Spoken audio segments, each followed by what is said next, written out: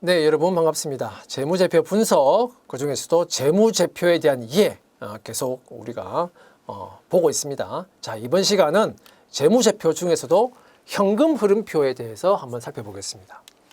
자, 현금 흐름표라고 하는 것은 뭐냐? 자, 현금 흐름표는 자, 일정 기간 동안에 현금의 유입 그리고 현금의 유출에 대한 정보를 제공해 주는 재무제표입니다. 자, 이 현금 흐름표는 재무제표 중에서 유일하게 현금주의에 입각해서 작성되는 재무제표예요. 자, 현금 흐름표를 제외한 나머지 재무제표들은 다 우리가 알고 있는 발생주의 회계에 따라서 작성이 되는데, 발생주의에 따라서 작성되는데, 유일하게 현금주의에 따라서 작성되는 재무제표가 현금 흐름표다. 자, 그래서 만약에 문제에서 모든 재무제표는 발생주의 회계에 따라 작성된다, 이렇게 나왔다면, 자, 그 지문은 틀린 거예요. 왜? 재무제표 중에서 현금 흐름표는 현금주의에 따라서 작성이 되기 때문에 그렇습니다. 자, 이 현금 흐름표는 자, 간단하게 보면 이와 같은 양식으로 작성이 되는데, 자, 이 현금 흐름표에서는 기업의 경영 활동을 구분할 때 우리가 영업 활동, 투자 활동, 재무 활동, 이렇게 세 가지로 기업의 경영 활동을 구분한다고 했죠.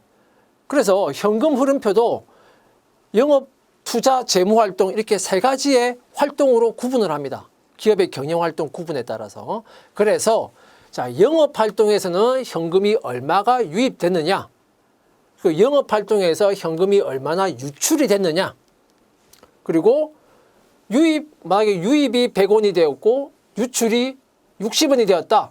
그럼 결국은 영업 활동에서 순수하게 현금이 얼마 들어온 겁니까? 40원이 들어온 거죠. 자, 그래서 이렇게 영업 활동에 대한 현금 유입, 현금 유출, 그래서 영업 활동으로 인한 순수하게 현금 흐름 들어온 거. 자, 이렇게 계산하는 구조로 되어 있다 이거예요. 자, 그런데 이 영업 활동은 기업이 경영 활동을 이어가는 한, 기업이 경영되는 한, 이 영업 활동은 지속적으로 나타납니다. 그죠? 계속적으로 나타납니다. 그리고 아주 빈번하게 당연히 나타나는 활동이에요. 횟수가 많고 빈번하고 지속적으로 나타난다. 그게 특징입니다. 그죠? 영업 활동은. 그리고 종류도 다양해요. 그죠? 자, 그래서 지속적으로 빈번하게 나타나는 활동이고, 자, 이 영업 활동이 기업 경영 활동의 주된 활동이에요. 주된 활동이고 수익 창출의 기본적인 근거입니다. 그죠? 근원이에요. 영업 활동이. 자, 그래서 이 영업 활동에서 현금이 유입된 거, 또 현금 나간 거, 이걸 일일이 뭐 때문에 현금이 들어왔다, 뭐 때문에 현금이 나갔다 하는 것을 일일이 다 찾아가지고, 그래서 이 영업 활동의 현금 흐름을 계산하는 방법을 우리가 뭐라고 하냐? 이걸 이제 직접법이라고 하는데, 아까 말했지만 영업 활동은 너무 빈번하게 지속적으로 나타나고, 또한 그러면서도 굉장히 중요한 수익 창출의 근원이고, 자, 그런 상황에서 이걸 직접법으로 작성하려고 그러면 이제 너무 복잡해진다 이거예요. 그러니까 너무 복잡해지니까, 자, 이런 직접법으로 하면 좋긴 한데 복잡하니까 조금 더 간편하게 영업 활동으로 인한 현금 흐름을 계산할 수 있는 방법이 없을까 해서 나온 게, 그게 이제 간접법이에요. 그게 간접법이다. 자, 그래서 지금 이렇게 현금 유입된 것은 어떤 항목이 있고, 그에 따라서 얼마가 현금이 들어왔다. 현금 유출을 된 거는 어떤 항목이 있고, 현금이 얼마 나갔다. 이걸 일일이 다 표시하는 방법이 직접법. 그게 아니고, 이것보다는 좀 더 간단하게 영업활동 현금 흐름을 구하는 방법이 이제 간접법이라는 방법이 있는데, 자, 이 간접법은 손익계산서의 당기 순이익 또는 손실, 당기 순이익에서부터 출발해서 역으로 영업활동 현금 흐름을 계산하는 방법이에요. 출발을 어디서부터 한다? 손익계산서의 단기 순이익에서 출발을 하는 겁니다. 그래서 이거는 간접적으로 영업활동으로 인한 현금 흐름을 구하는 방법이다. 자, 결과는 같이 나옵니다. 결과가 다른 게 아니에요. 결과는 같아요. 결과는 같다. 자, 어쨌든 영업활동 현금 흐름을 구하는 방법에는 두 가지, 직접법, 간접법 두 가지가 있는데, 자, 일단 여기서 보여주고 있는 이 방법은 직접법을 보여주고 있는 겁니다. 아시겠죠? 자, 그런데 투자활동이나 재무활동은 영업활동만큼 그렇게 지속적으로 빈번하게 나타나는 활동이 아니에요. 투자나 재무라고 하는 거, 재무활동은. 그래서 투자나 재무활동은 직접법, 간접법 이런 게 없어요. 그냥 모조리 다 직접법이에요. 한마디로. 그래서 투자활동에서 나오는 현금 유입, 어떤 것 때문에 현금이 들어왔다. 그다음에 현금이 어떠한 항목 때문에 현금 나갔다. 그래서 투자활동으로 인한 현금 흐름은 얼마다. 재무활동도 마찬가지. 현금 유입, 현금 유출, 재무활동으로 인한 현금 흐름 얼마. 계산해서, 자, 그럼 이게 이제 동그라미 1번, 2번, 3번을 다 합산하면 단기 중에, 그렇죠? 단기 이번 회계 기간 중에 현금이 얼마만큼 순증감했다 하는 것을 알 수가 있겠죠. 자, 거기다가 기초의 현금 잔액을 더해주면, 그러면 우리는 뭘 구할 수 있다? 기말의 현금 잔액을 알 수가 있겠죠.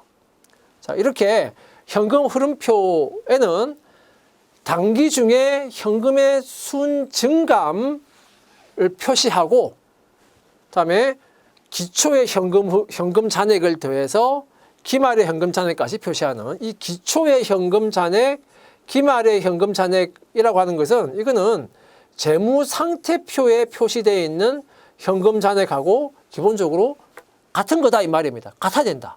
다르면 안 돼요. 자, 이렇게 해서 계산된 기말 현금 잔액하고 재무 상태표에 나와 있는 현금 잔액이 다르면 안 된다 이겁니다. 안 된다. 같아야 된다. 자, 기본적으로 이렇게 구성이 되어 있습니다. 그 다음에 현금의 개념. 자, 현금 흐름표니까 먼저 우리가 현금의 개념을 알아야 되겠죠. 자, KIFRS에서 현금은 뭐라고 말하고 있냐? 현금은 기본적으로 순수한 우리가 말하는 현금. 자, 이 현금 좀 이따 설명하겠지만, 자, 통화 대용증권 또는 요구불예금을 포함해서 우리가 현금이라고 하는데, 그 현금뿐만이 아니고 뭐까지 포함한 거? 현금은 아닌데 현금의 성격을 가지고 있는 자산. 현금은 아닌데 현금과 유사한 성격을 가지고 있는 자산, 즉 현금성 자산이라고 하는데, 자, 현금과 현금성 자산을 모두 포함한 것을 그냥 묶어서 우리가 현금 이렇게 말하는 것이다. 그래서 이 현금 흐름표에는 현금과 현금성 자산이 다 포함해서 나오는 겁니다. 자, KIFRS하고 일반 기업회계 기준은 거의 대동소이하다. 자, 현금이라고 하는 것을 제가 아까 설명했죠.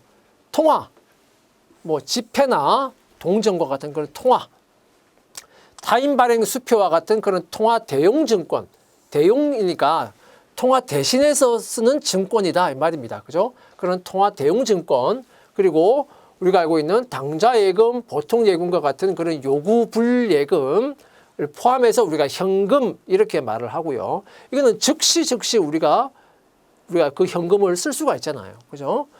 그러니까 그런 성격을 가지고 있는 게 현금이고, 현금성 자산이라고 하는 것은 이건 현금은 아니에요. 현금은 아닌데 현금과 같은 성격을 가진다 이거예요.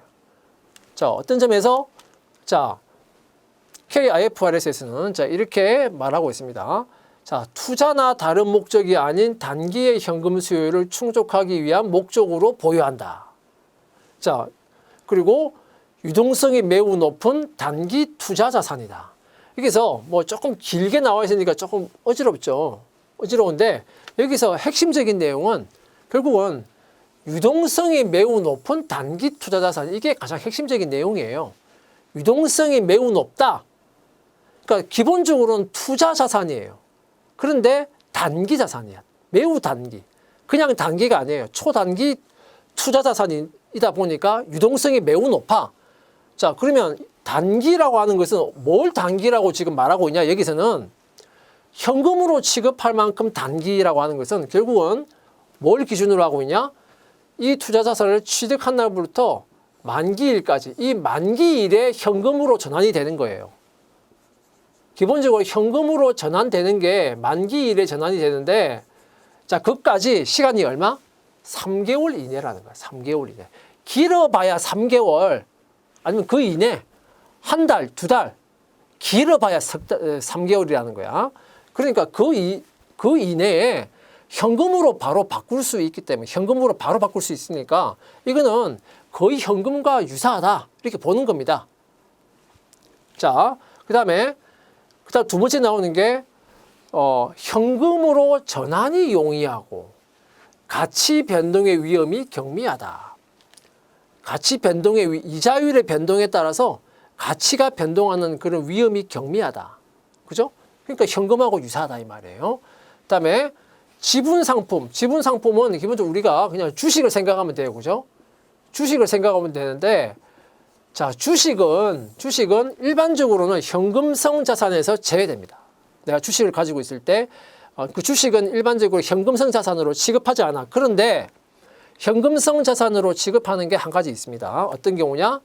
취득일부터 상환일까지의 기간이 단기, 여기서 말하는 단기라고 하는 것은 이 앞에서 3개월이라고 했으니까 이것도 3개월이라고 여러분들이 생각을 하시면 되고요. 단기인 우선주는 현금성 자산에 포함된다. 취득일부터 상환일까지의 기간이 단기인 우선주기 때문에 이런 우선주를 상환 우선주라고 합니다. 그러니까 결국 취득일부터 상환일까지 3개월 이내인 상환 우선주, 이 말입니다. 상환 우선주. 자, 3개월 이내 상환 우선주.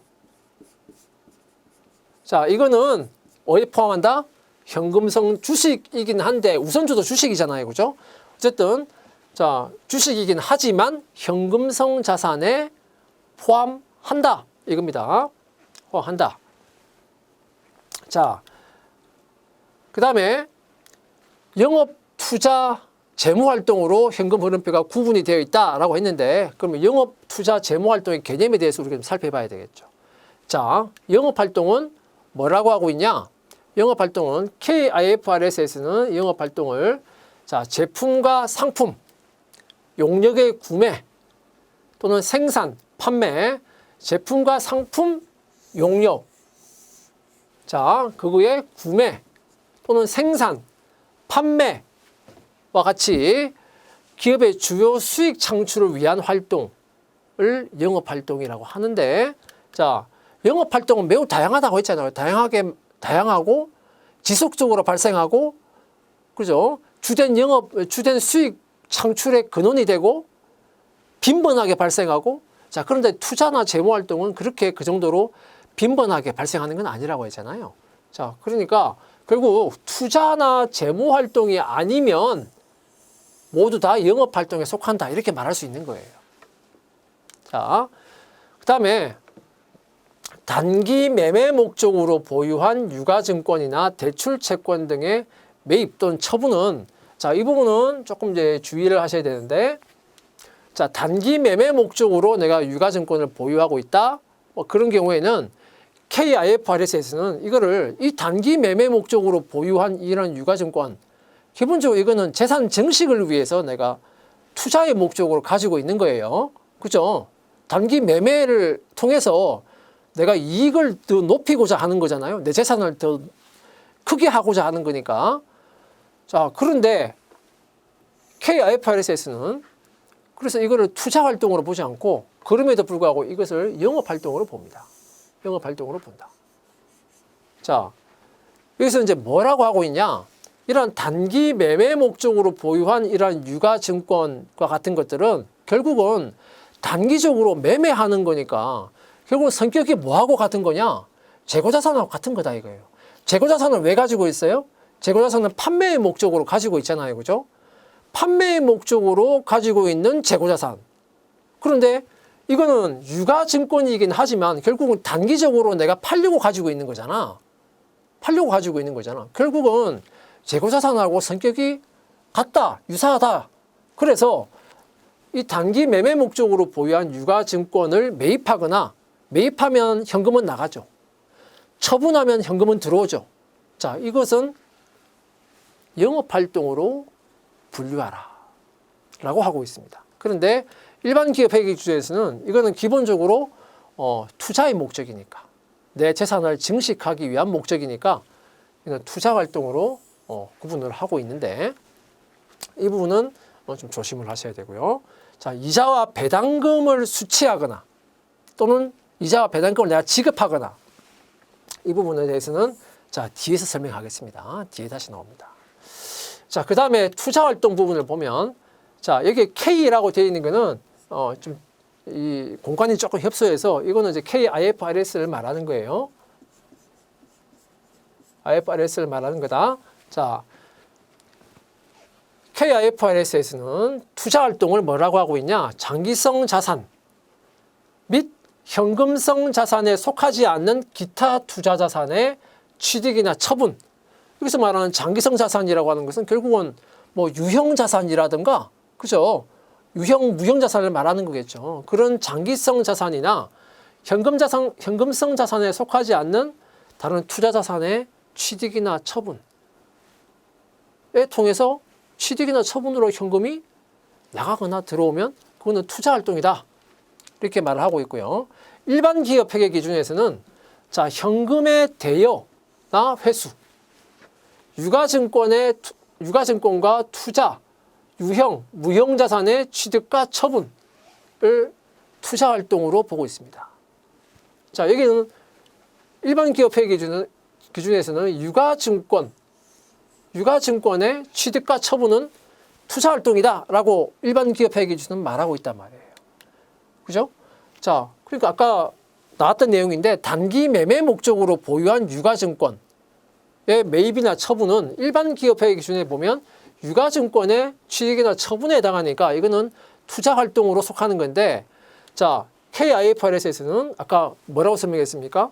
재고자산과 유사한 활동이다라고 봐서 영업활동에 넣는다라고 했잖아요. 자, 이 부분은 아까 나왔던 그런 내용과 동일한 내용입니다. 그리고 현금성 자산에 속하는 그런 상환우선주, 아까 현금성 자산 중에서 제가 상환우선주에 대해서 설명을 했는데, 그 상환우선주를 취득하거나 처분하는 것은 이제 현금성 자산에 속하는 거죠. 속하는 상환우선주에 대해서는 이거는 기본적으로 KIFRS에서는 영업활동으로 봅니다. 영업활동으로 보는데, 일반 기업 회계 기준은 자, 이것도 역시 유가증권의 취득이나 처분이기 때문에 이것도 역시 투자 활동으로 들어갑니다. 자, 그 다음에 재무활동에 대해서 살펴보면, 자, 재무활동은 여기서 K 나와 있는 것은 기본적으로 이거는 KIFRS 이걸 말하는 것이다. 자, 국제회계기준, 한국채택 국제회계기준에서는 재무활동을 뭐라고 하고 있냐? 기업의 납입자본과 또는 차입금의 크기나 구성 내용의 변동을 일으키는 것. 기업의 납입자본, 결국은 이제 우리가 흔히 말하는 자본의 변동이 발생하는 거, 또는 차입금의 크기 및 구성 내용의 변동이 발생하는 거. 자, 이거를 이제 재무활동이라고 하고 있습니다. 거기에서 뭐 납입자본의 변동이 발생하는 거, 그게 뭐가 있습니까? 대표적으로 유상증자 뭐 이런 거 있잖아요. 그죠? 그리고 유상증자와 같이 납입자본의 변동이 나타나거나 또 차입을 하면 현금 들어오잖아요. 자, 차입금의 크기 및 구성 내용의 변동이 발생하는 거, 그거를 재무활동으로 본다. 결국 어쨌든 재무활동은 기본적으로 자금 조달 활동입니다. 자금 조달과 관련한 활동이다. 자, 일반 기업 회계 기준은 현금의 차입이나 상환. 현금을 차입하면 현금 들어오죠. 상환하면 현금 나가죠. 그다음에 신주 발행, 뭐 유상증자 등의 신주 발행이나 배당금의 지급 등 부채 및 자본에 영향을 미치는 거래, 이렇게 재무활동을 표시하고 있습니다. 어쨌든 한마디로 표현하면 자금 조달 또는 조달했던 자금의 상환 또는 지급과 관련한 활동, 그게 이제 재무 활동이다. 자, 그다음에 여기에서 또 나오는 게 이자와 배당금과 관련한 내용인데 뒤에서 모아서 설명을 하겠습니다. 자, 이자와 배당금의 수치 받는 거 또는 이자와 배당금을 지급하는 거. 자, 이걸 이제 우리가 구분을 해야 되는데, 자, 일반 기업 회계 기준은 배당금을 지급하는 것은 기본적으로 재무 활동으로 보고 있어요.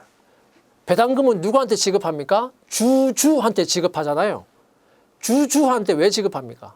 자, 회사가 있고 이 회사가 주식을 발행했어요.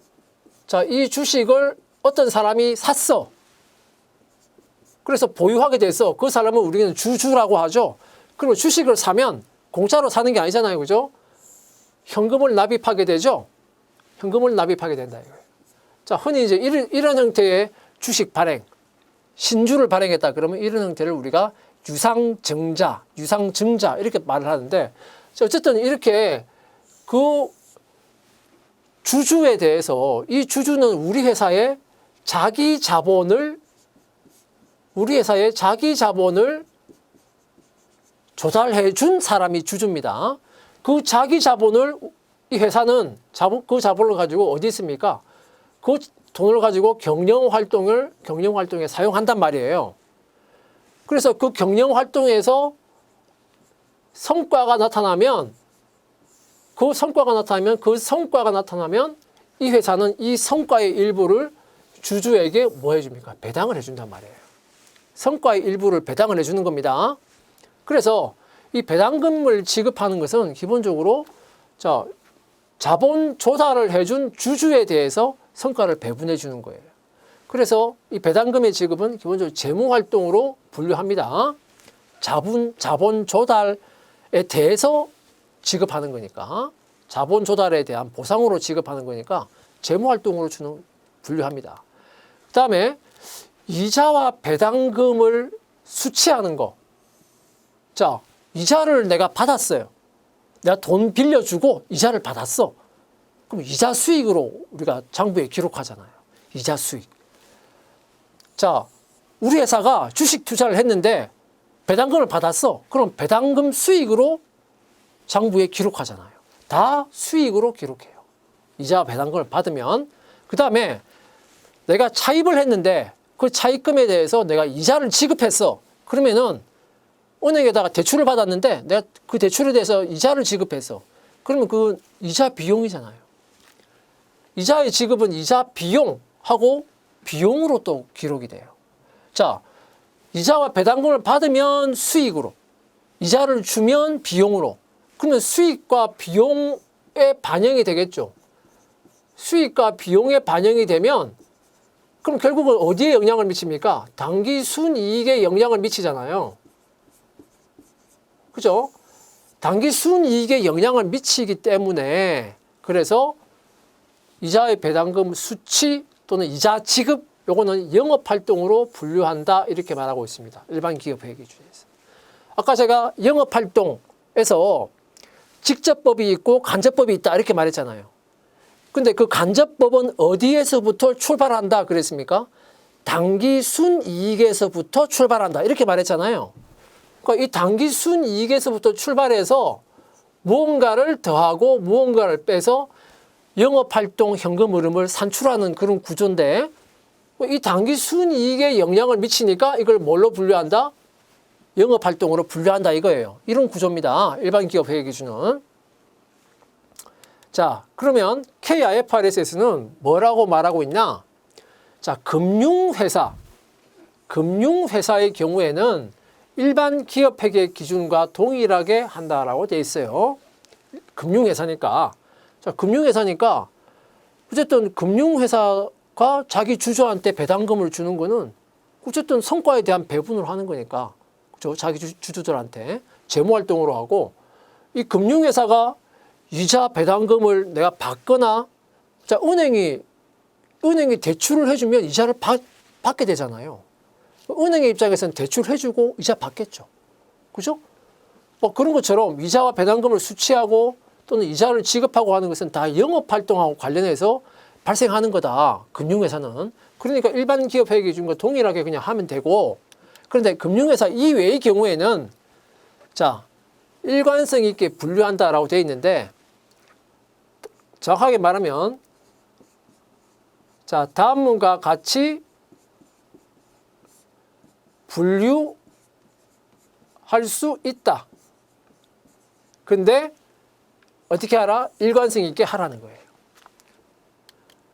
자, 그래서 예시로 보여주고 있는 게 있습니다. 예시로 보여주고 뭐라고 말하고 있냐? 자, 이자를 지급하는 것은 재무활동이다. 왜? 자, 이자를 왜 지급하냐? 내가 돈을 빌렸으니까. 차입을 했으니까. 근데 차입을 하는 것은 자금 조달한 거잖아요. 그죠? 그러니까 자금 조달한 차입 때문에 이자를 지급하는 거니까 이자 지급은 재무활동으로 분류할 수 있다는 거야. 분류할 수 있다는 거예요. 그 다음에 이자 수익이나 배당금 수익은 이건 왜 발생하느냐? 이자는 왜 발생했어요? 내가 돈을 빌려줬으니까. 내가 돈을 빌려주고 받은 거 아니에요. 그죠? 일반적으로는 내가 돈을 빌려줄 때 일반 시중은행보다는 이자율을 좀 높게 해서 빌려줄 겁니다. 그죠? 결국은 그것도 이제 투자 활동이기 때문에 돈을 빌려준 것도 현금을 대여해 준 게 투자 활동이거든. 그래서 그런 투자 활동을 통해서 내가 이자를 받았으니까 이자 수익도 투자 활동이다. 배당 수익은 내가 왜? 주식 투자를 했으니까 배당금 수익 받은 거지. 그러니까 그것도 역시 투자 활동이다. 그래서 이자 지급은 재무 활동, 이자 수익과 배당금 수익은 투자 활동으로 분류할 수 있습니다. 분류 가능하다. 그 다음에 그러면 이제 배당금을 지급하는 거는, 자, 배당금은 주주들한테 지급하는데 뭔 돈으로 지급해요? 어디서 번 돈으로? 영업활동을 통해서 벌어들인 돈으로 주주한테 배당을 하는 거거든. 그러니까 결국은 배당금을 지급하는 것은 영업활동에서 벌어서 주주한테 지급하는 거니까 배당금을 지급하는 거는 영업활동으로 분류할 수 있다는 거예요. 영업활동으로 분류할 수 있다는 거예요. 그래서 자, KIFRS에서는 자, 다음과 같이 분류할 수 있다는 거예요. 꼭 이렇게 분류하라는 건 아니에요. 이렇게 꼭 분류하라는 게 아니고 일반 기업회계 기준처럼 이렇게 분류해도 되는 거예요. 이렇게 분류해도 되는 거고, 이것처럼 이와 같이 분류할 수도 있는 거다. 그런데 어떻게 하라는 거예요? 어떻게 분류하든지 간에 일관성 있게만 분류하라는 거예요. 일관성 있게만. 이랬다 저랬다 하면 안 된다 이겁니다. 일관성 있게만 분류하라. 그 이야기입니다. 네, 이제 자, 현금 흐름표의 기본 구조 중에서 이제 영업활동 현금 흐름을 구하는 그 기본 구조를 한번 보겠습니다. 자, 아까 제가 앞에서 현금 흐름표의 기본적인 구조를 제가 설명하면서 잠깐 이야기했는데, 자, 특히 이제 이 영업활동 현금 흐름을 구하는 이 방법이 두 가지가 있다고 그랬죠. 하나는 직접법, 하나는 간접법이라고 했습니다. 자, 직접법이라고 하는 것은 자, 매출, 지금 영업활동이니까요. 자, 매출 등을 통해서 현금의 유입. 자, 영업활동이니까 현금이 유입되는 주된 경로가 뭡니까? 매출을 통해서 현금이 들어오겠죠. 그래서 매출 등의 현금 유입. 그 다음에 뭐 상품이라든지 원재료라든지 이런 걸 매입할 거 아니겠습니까? 자, 그렇게 매입 등을 통해서 현금 나간 거. 그 다음에 종업원에 대해서 뭐 급여를 지급하고 상여를 지급하고 등등 종업원과 관련해서 현금이 나간 거, 현금 유출된 거. 자, 그 다음에 기타의 뭐 유입과 유출 항목을 포함해서 이렇게 직접 현금이 영업활동으로 인해서 현금이 들어오고 나간 이 사유 또는 명목을 다 찾아가지고 그거별로 작성하는 방법을 우리가 직접법 이렇게 말하는 거예요. 자, 이 기타 유입 유출이라고 하는 거 이 중에 여기에는 이제 뭐가 있겠습니까?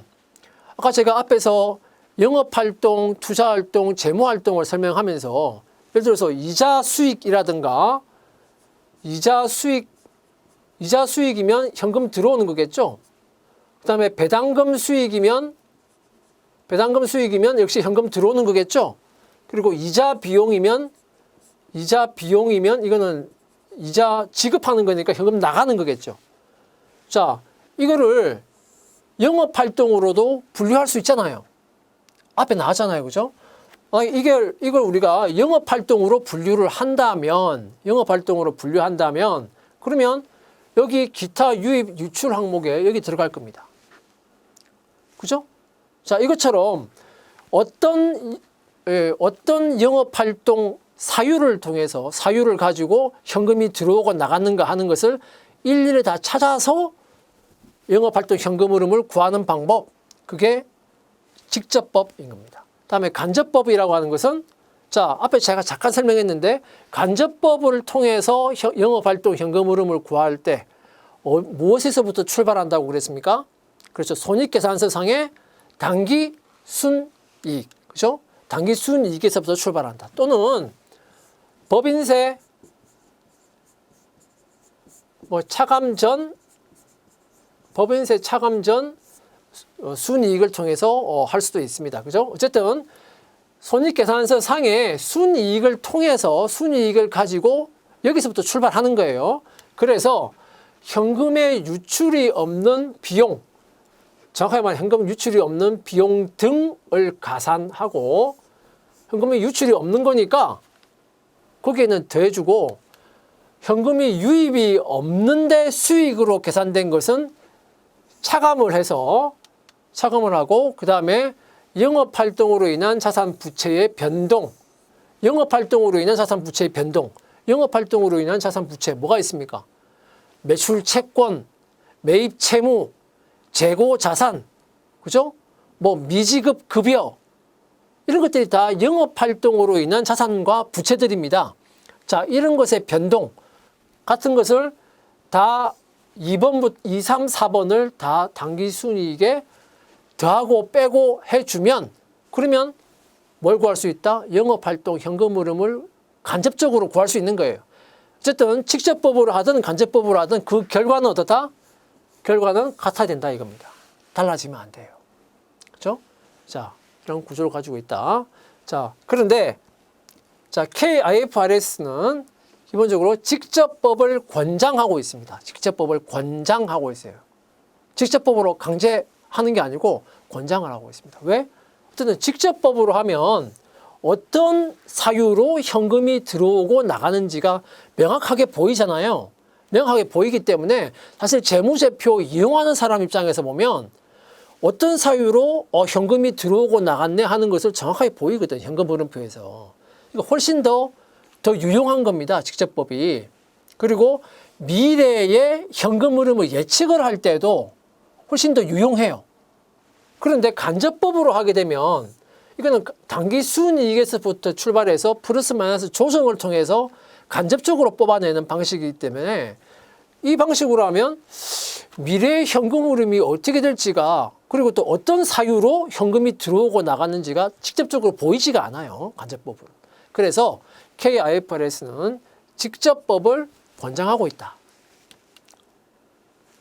그 다음에 현금 흐름표의 유용성과 한계를 보시면은, 현금 흐름표의 유용성은 미래 현금 흐름의 예측, 그 다음에 기업의 유동성과 재무 탄력성에 대한 정보 우리가 알 수가 있고요. 자, 아까 손익계산서, 우리가 앞에서 손익계산서를 봤는데 그때도 미래 현금 흐름에 대한 유용성의 내용이 있었죠.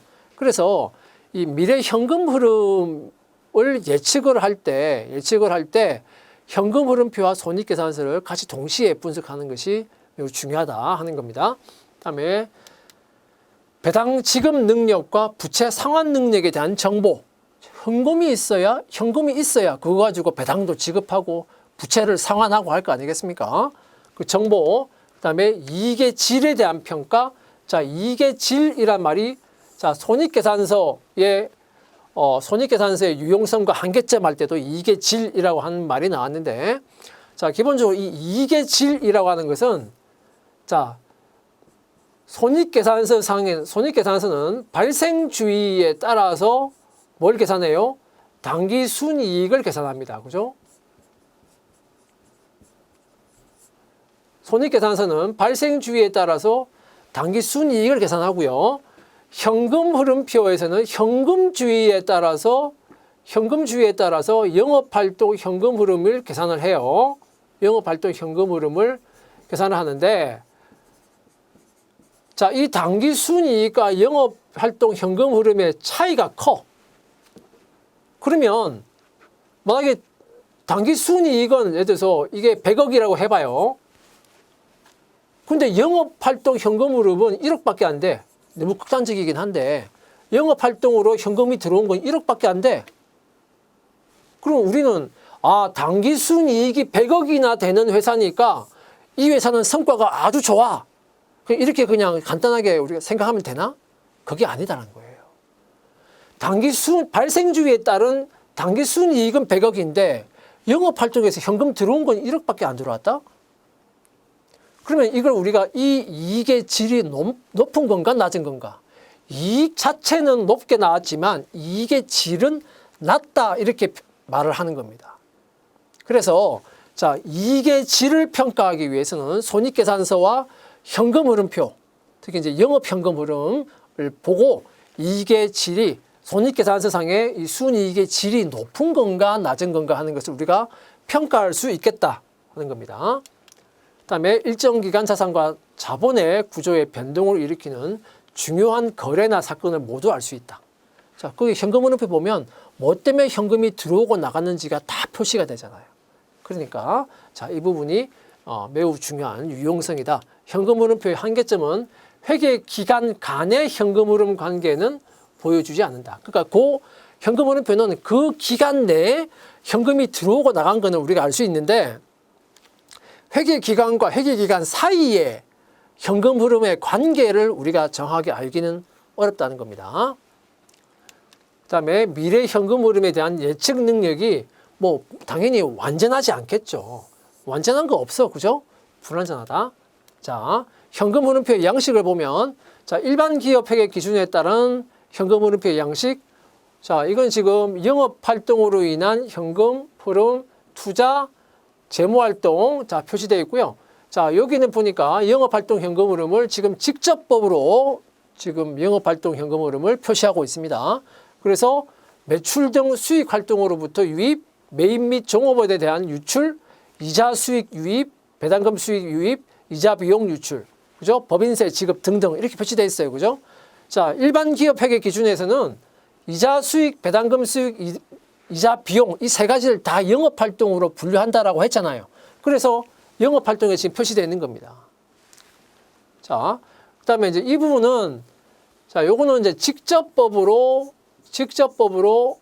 지금 영업 활동을 직접법으로 표시한 경우의 현금 흐름표 양식이고요. 자, 이 경우는 현금 흐름이 이 현금 흐름표에서 이 영업 활동으로 인한 현금 흐름이 간접법으로 했을 때 현금 흐름표의 양식을 보여주고 있어요. 보니까 당기 순이익에서부터 출발해서 현금의 유출이 없는 비용 등을 가산하고 현금의 유입이 없는 수익 등을 차감하고 그 다음에 영업활동으로 인한 자산 부채의 변동을 가감해서 그래서 영업활동으로 인한 현금 흐름을 구하는 방식. 자, 간접법, 직접법이다. 투자, 재무활동은 두 개가 같습니다.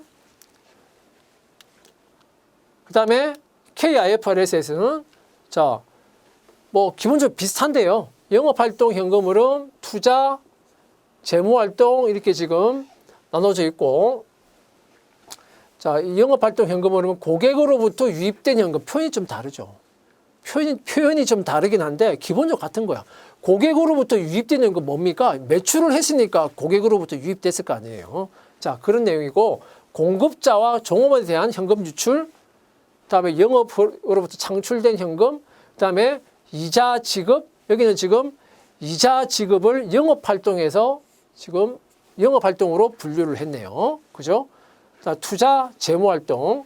자, 여기를 보면 이자 수치, 배당금 수치가 다 투자활동으로 지금 들어가 있습니다. 자, 그렇게 분류할 수 있다고 했잖아. 그죠? 그다음에 배당금 지급은 재무활동으로 지금 분류를 하고 있고요. 자, 그 내용 참고를 해보시고 여기는 이제 영업활동 현금 흐름을 직접법으로 지금 작성한 경우의 양식이고요. 이 경우는 간접법으로 작성을 했을 때입니다. 영업활동 현금 흐름을. 자, 여기는 법인세 비용 차감 전 순이익에서부터 출발했네요. 그래서 가감, 그죠? 그래서 가감해서 마지막에 영업활동 순현금 흐름을 계산하는 그런 구조로 양식이 나와 있습니다. 그죠? 자, 이상 현금 흐름표에 대해서 우리가 살펴봤습니다. 자, 현금 흐름표에 대한 내용은 자, 이후에 재무제표 분석을 할 때, 그때 현금 흐름 분석이라고 하는 게 있어요. 현금 흐름 분석. 자, 그때 현금 흐름표에 대한 내용이 또 나옵니다. 비슷한 내용이 또 나오기 때문에 그때 조금 더 디테일하게, 상세하게 설명을 다시 하도록 하겠습니다. 수고하셨습니다.